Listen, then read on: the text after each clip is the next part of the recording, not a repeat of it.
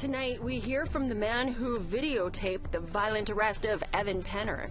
For the map to be successful, we need as many people looking at it.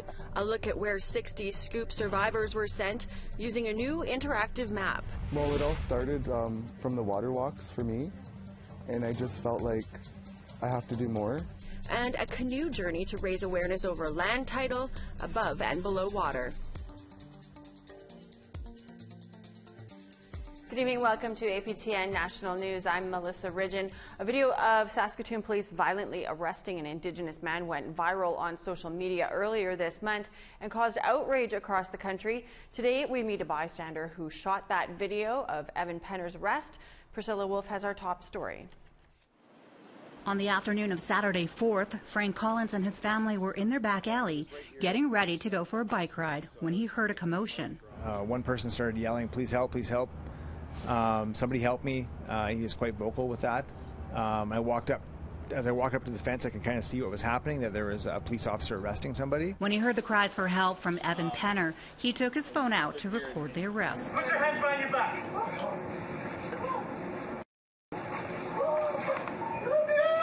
First of all, need to hold each other accountable. In situations like this where police or individuals might be doing something that is unnecessary, I think it's important that all of us hold each other accountable in situations like that. Collins says he didn't even have to think about it. He knew the right thing to do was to record it. Let go my radio. Let go my radio.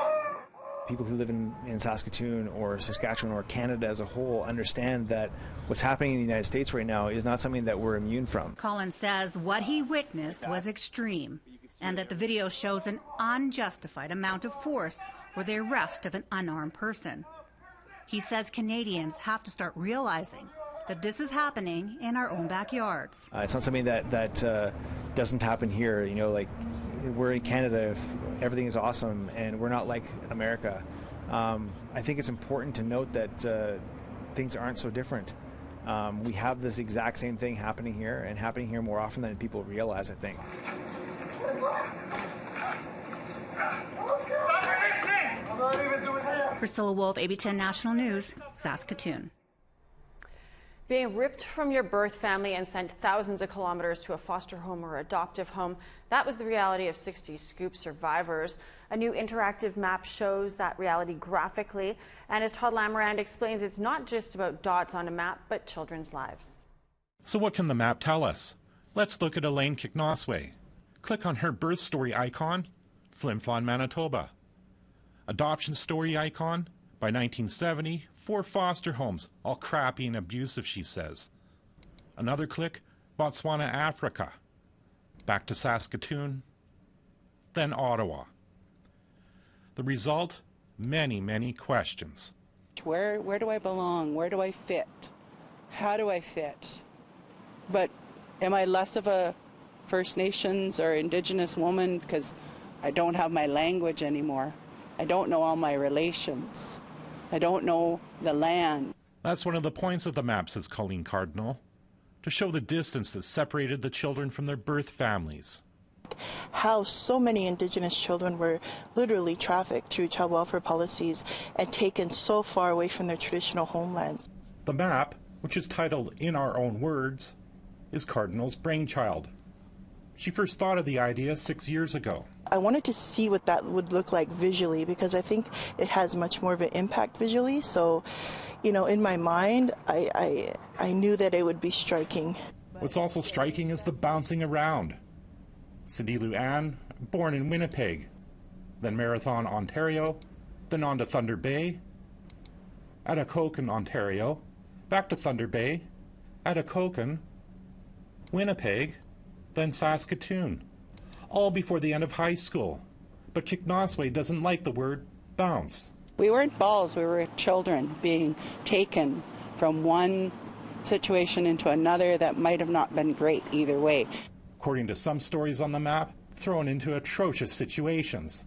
This unknown person, born in Regina, at age 10, went to Richmond Hill, Ontario, where the accompanying story says this is where the abuse started.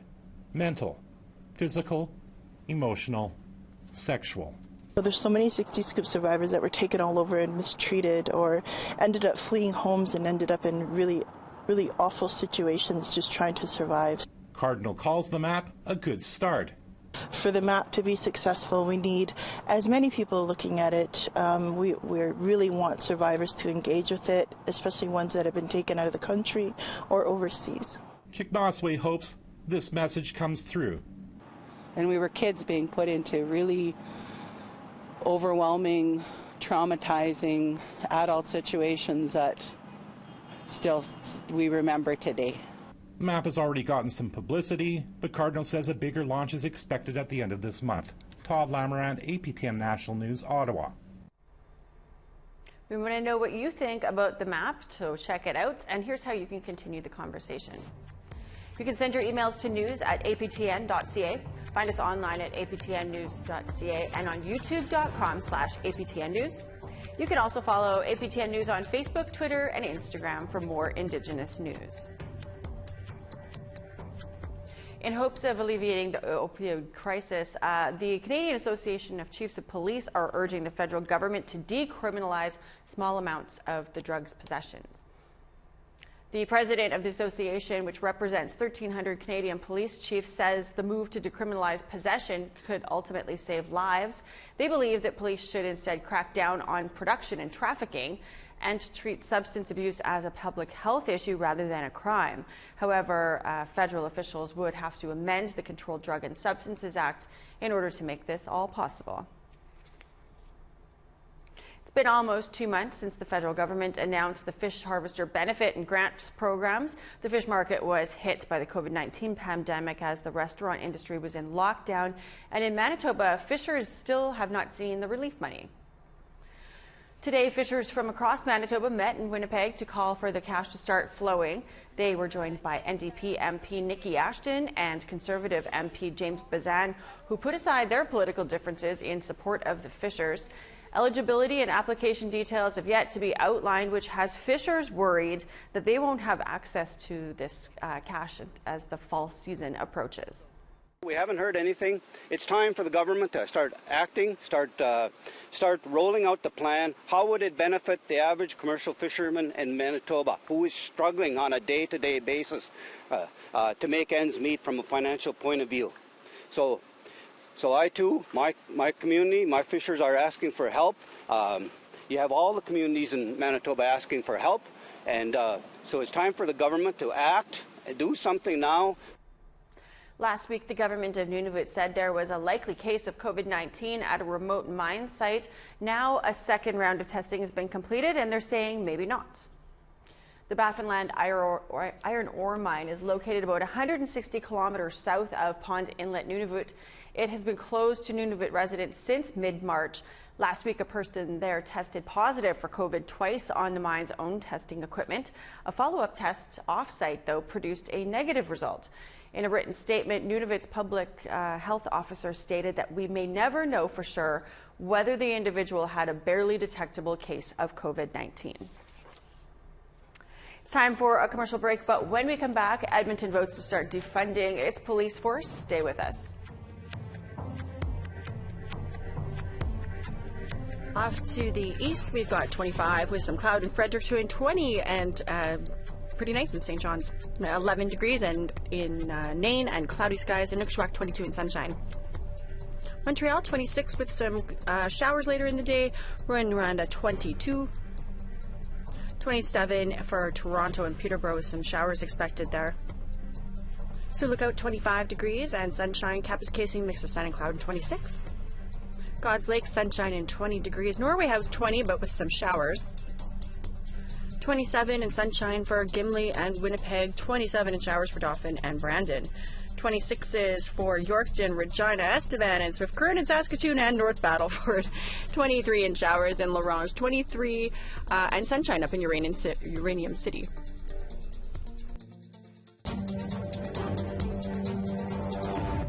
Welcome back. Edmonton City Council has voted in favor of defunding its police force. Over the next 2 years, $11 million in funding is going to be cut from the Edmonton Police Service budget.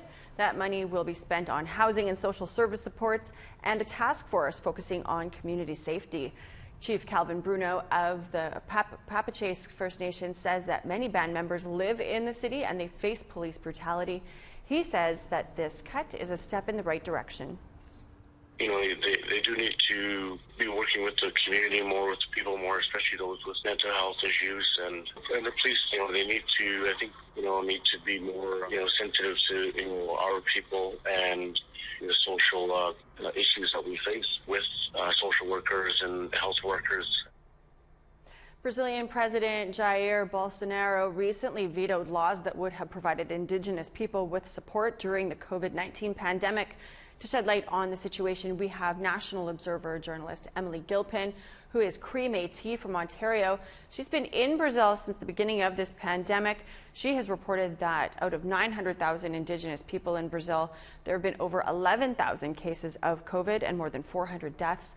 Brazil is number 2 behind only the USA for the highest COVID rate in the world. Thanks for joining us, Emily. Can you tell us a little bit about President Jair Bolsonaro and what his response has been to the COVID pandemic? Yeah, I can. Jair Bolsonaro is actually known for being far-right, conservative president. He was someone who campaigned on the promise to stop the demarcation of Indigenous lands, which is the legal recognition and comes with a whole bunch of other, you know, resources, rights, support. So he has an anti-Indigenous stance. People have known that for a long time. And then when COVID hit, he really downplayed the virus. He called it a gripezinha, which in Portuguese means a little flu. And he was seen often being at public events, not wearing a mask, shaking hands, you know, making comments like it's like the rain, you know, it's going to hit some people and not others. So he's really downplayed. And, you know, Brazil's running in second right now for the most deaths and confirmed cases. So, just how vulnerable are tribes in Brazil to the COVID-19 virus? Yeah, Indigenous communities have been hit especially hard here in Brazil, especially in the Amazon, especially in communities who have only recent contact, very isolated communities.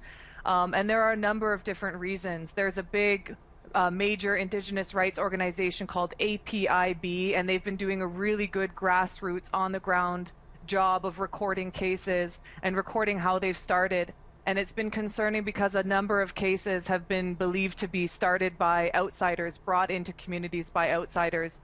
So government workers, missionaries. There's an ongoing problem here in Brazil with invasions in Indigenous territories, especially in the Amazon. That's illegal loggers, farmers, miners and hunters, all of which feel emboldened by Bolsonaro's anti-Indigenous stance to continue to invade Indigenous territories. It was recently reported that Bolsonaro is withholding medical supplies to tribes. Is that the case, and do we know why? Yeah, there was a law that was trying to be passed that would guarantee a whole bunch of different protective measures for Indigenous communities, people living in quilombos, so that's descendants of slaves, and other traditional communities, people living very closely to the land.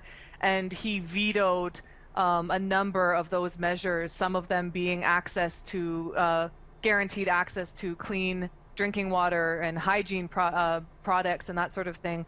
In terms of why, he always has an excuse or another, saying it's not the right approach, that it's not necessary.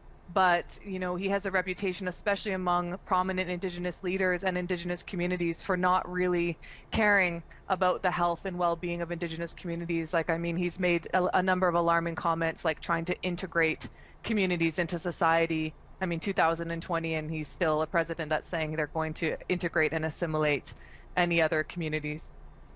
Brazil's Supreme Court recently intervened. Can you tell us what the court said and how the president responded?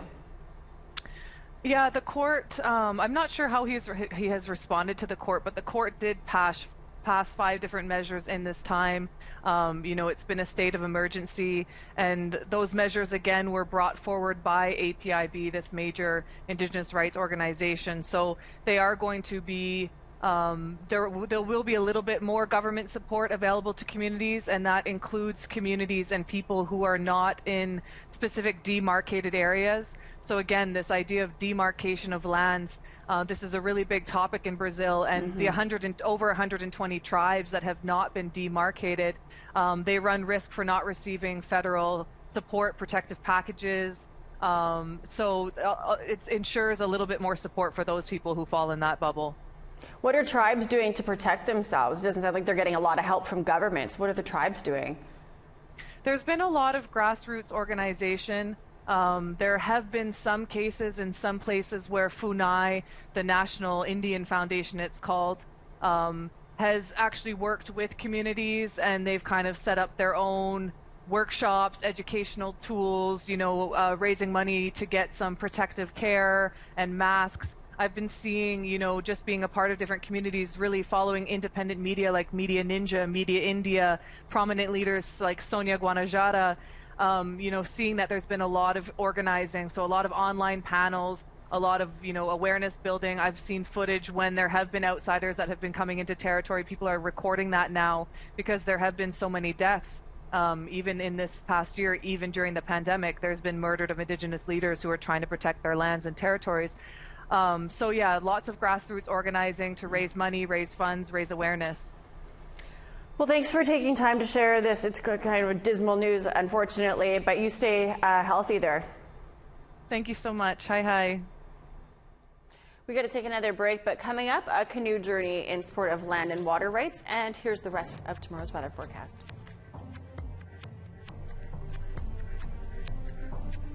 To northern Alberta, we got 25 and sunny skies for Fort Chip and Fort McMurray, 19 in rain for Grand Prairie. 27 and sunny for Edmonton and Calgary, 31 in Medicine Hat. 24 in sunshine for Kamloops, Victoria, 17 with some showers. 15 in showers in Dease Lake, Prince Rupert, 14 in showers. Whitehorse, 19 and some rain, 17 for Dawson City and cloudy skies there. Wrigley, 15 with showers, 21 mixed sun and cloud in Yellowknife. Inuvik, 15 with some cloud. Paulatuck, 6 and cloud. Chesterfield and Whale Cove, both sunny, 18 degrees. Repulse Bay, 15 with some cloud. Clyde River and Pangertung, mostly sunny, 12 degrees. Igloolik, 15 with some showers.